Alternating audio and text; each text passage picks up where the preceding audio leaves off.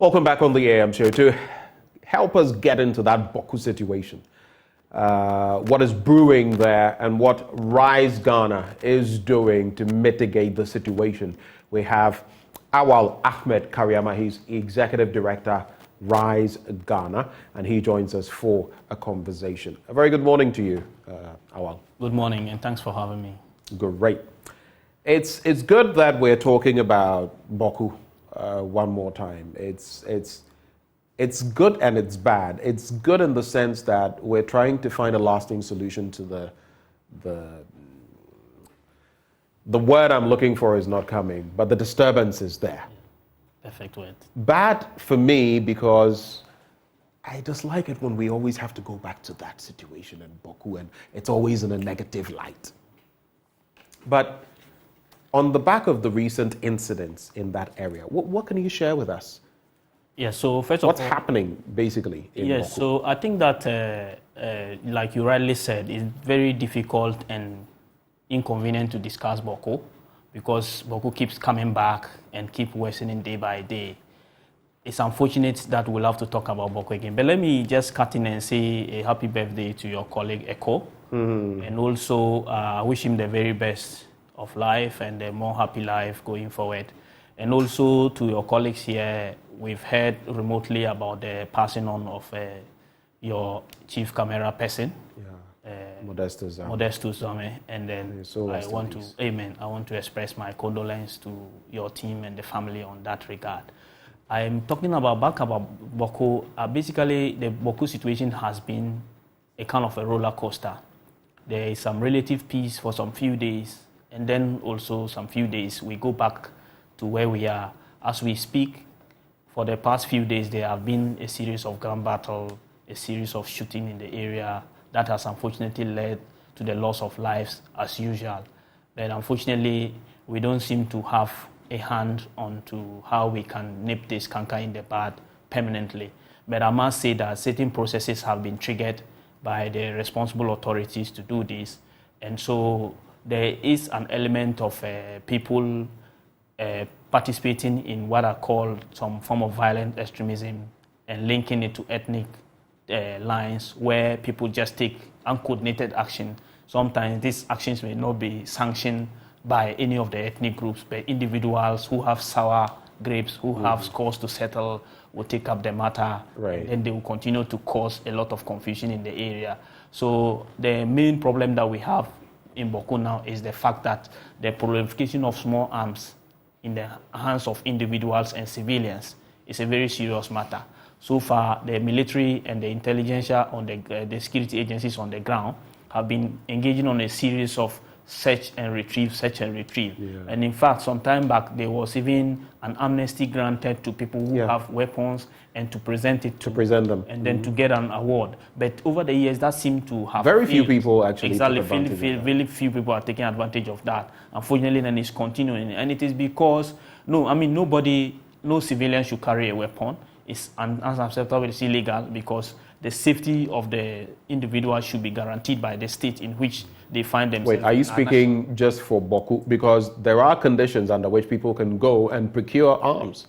Well, as we speak, for safety purposes. Yes, that is available. So are you speaking just for Bawku? Yes, just for Bawku. First of all, we must establish that Ghana as a sovereign nation has a duty, a legal and moral obligation to protect all citizens. And so, in as much as we have a law that allows certain individuals to acquire and license firearms, there is a certain parameter within which there's a threshold. There's a threshold, and there is a reason for and basis for that. But as we stand now, the law and the current operational protocol in Bawku is that all manner of persons are banned from carrying and owning weapons. All manner of civilians. So that is the law and that is the protocol in terms of the security protocol that exists in the Bawku area. So under no circumstances should any individual, a private citizen, register a weapon or carry a weapon about. So anybody who is holding a weapon and a rifle is illegal and must be prosecuted, arrested and prosecuted. But unfortunately, the people on the ground are so evasive that they beat the security. You don't really know how the weapons come in loads from across the border areas into the east. We know that with the... You see that portion you just said, that sometimes it beats the imagination, how they are able to beat the security operatives. There have also been allegations in the past that some of the security operatives, some of them, sometimes they are locals or they have affiliation, and so they work in cahoots with these people. Is that something that has come to your attention as well? There's no system that is 100% foolproof, or there are no systems that we don't have partners. Yes, it's possible that security authorities some security authorities may be behind it, but that has not especially come to our notice. We do not have any evidence to say that some security apparatus have been involved in this. But what I know in terms of the security arrangement is the fact that when you consider the geography of Bawku, we have the Bawku Municipal, where majority of the conflict is centered on. But in recent time, some other small villages, we have had incidents of people being accosted and shot as they travel about. And then also when you look at the curfew, it's usually situated within the Bawku municipality.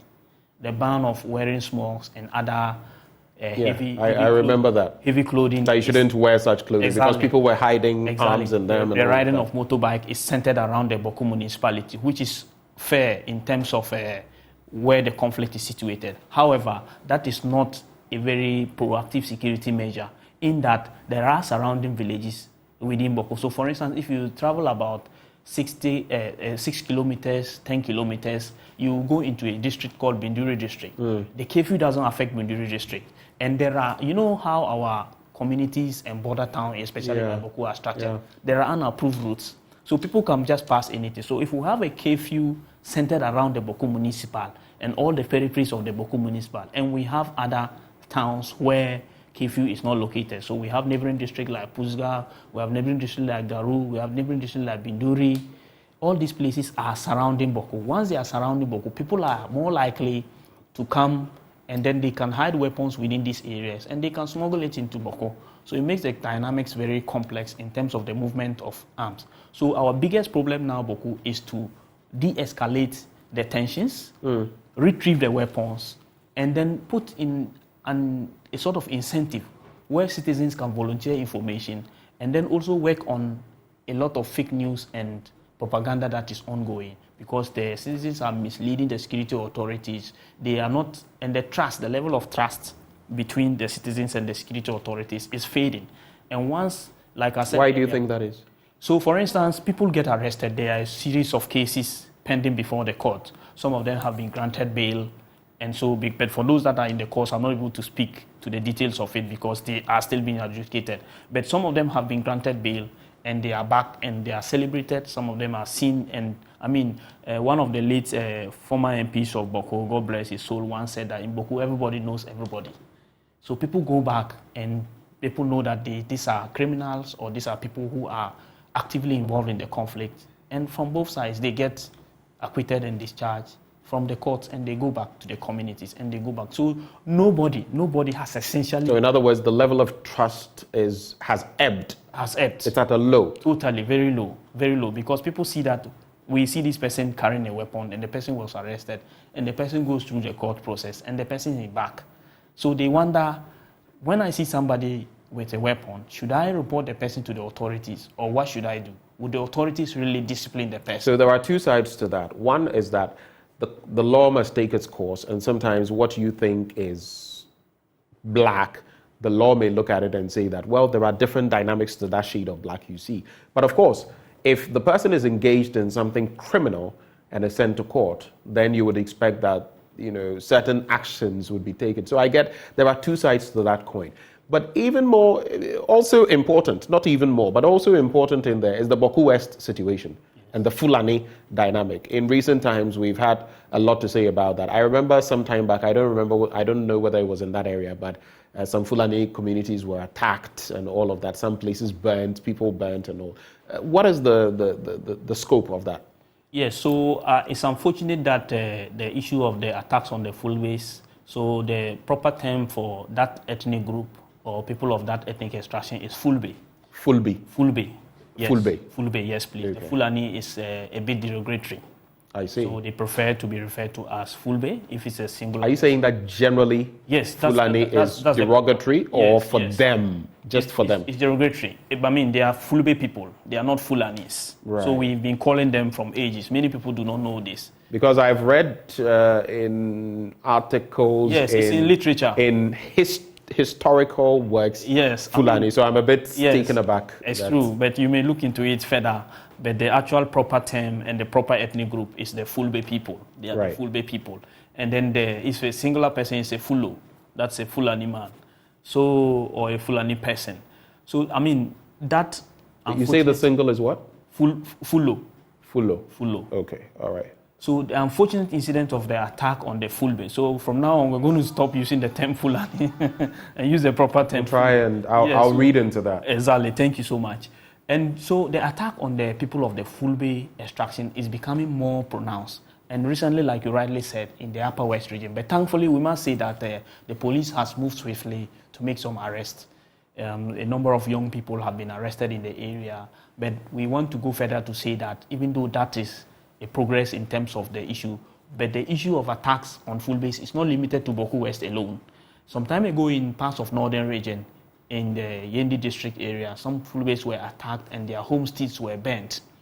And then also some Fulbes were attacked in the Karaga district in the northern region. And then one of the Fulbes, you see, that's why we are worried as an institution. Rise Ghana is worried because the persecution of certain ethnic groups or particular ethnic groups because of their identity and labeling has a risk of creating more exploitative capacity for violent extremist organizations. There are terrorist organizations, there are violent extremist organizations who are waiting on the fringes to come and pat somebody at the back and say that you are not recognized, you are being discriminated against. We have a way to recognize you. We will give you the platform to express yourself. So one Fulo person from Karaga district went to Mali and engaged in some of the terrorist attacks and recorded a video saying that all Fulbes should rise up because they were being persecuted against and they are regarded as non-citizens. And so when you have a crime committed and you lump up, and I must say that because of this is TV, we must put it in context that yes, we know that there are instances Fulbes have attacked communities and allegedly raped women, but there are 5 different categories of Fulbes that we need to understand. Majority of the cattle that are taken care of in Ghana are taken care of by Fulbes, but they belong to other prominent Ghanaian citizens, business interests, but they don't keep their cattle themselves. We have chiefs, we have politicians, we have businessmen whose cattle are being kept by the Fulbe people. So that's a category of Fulbe. They are resident, they are our business partners, they'll stay there. There is another, because of time, there's another last category of the Fulbes who are migrant. They are the nomads. They go around. The transhuman. They go around. They don't have a particular station. They follow where the pasture is. So such people, they don't have any affinity with any community. So when they come to the community and they can commit crime and go, but that should not presuppose that because they are Fulbes, we should just lump everybody. I get the point. And those 2 categories I am aware of, those who have been here for practically centuries and those who come through. But it also behoves our state institutions to be able to check on some of these things. Just to wrap the conversation, so Rise Ghana, what exactly are you doing to calm tensions in Bawku and what are your expectations? Just a couple of Yes, so we are running a project called Improving the Security of Northern Border Communities through an organization called COGINTA and the European Union. We're working with young people to ensure that they adopt positive diplomacy instead of being radicalized. We know increasingly senior high schools have seen a lot of conflict. So we're working with young people in the Upper East region in 15 schools to be able to ensure that they adopt positive approach to resolving their differences. We're working with Queen Mothers. There are 102 Queen Mothers in the Upper East region. We're working with them, building their capacity on leadership and prevention of conflict and violence extremism, so that we are using them to be able to broker peace in trouble areas like Bawku and others. And in fact, the Bawku conflict would have escalated to certain villages if not for the intervention of some of the Queen Mothers that we have empowered, because we made them to understand that violent extremism as well as marginalization of certain groups of people can lead to escalation of conflict. So some of them have prevented attacks on women who are coming to their markets, and this has contributed to calm down the conflict. And then, of course, we are working closely with other security apparatus, providing them with the necessary information, as well as holding radio programs and media interactions like this to be able to create the awareness. But we are most importantly concerned about the cohesion. We need our communities to come together. I mean, when you consider Bawku in particular, there's a lot of intermarriages, a lot of connection. The people have more that is bonding them than what is separating them. And increasingly, we are becoming intolerant as a country. This attack on Fulbe is a nationwide phenomenon, and we must understand that irrespective of the fact that people are of different ethnic groups, they are Ghanaians first of all, and we are brothers in humanity. Well, thank you so much for joining us for this conversation this morning, and thank you for the lesson on Fulbe and Fulo. My pleasure. Thank you for the opportunity. We live and we learn. Awal Ahmed Kariama is Executive Director, Rise Ghana. They are working with a number of groupings to ensure that peace is restored to the Bawku area. We'll take another breather. When we return, we'll be telling you about WACOMP and their Made in ECOWAS exhibition. That conversation up next on the AM show. Don't go anywhere.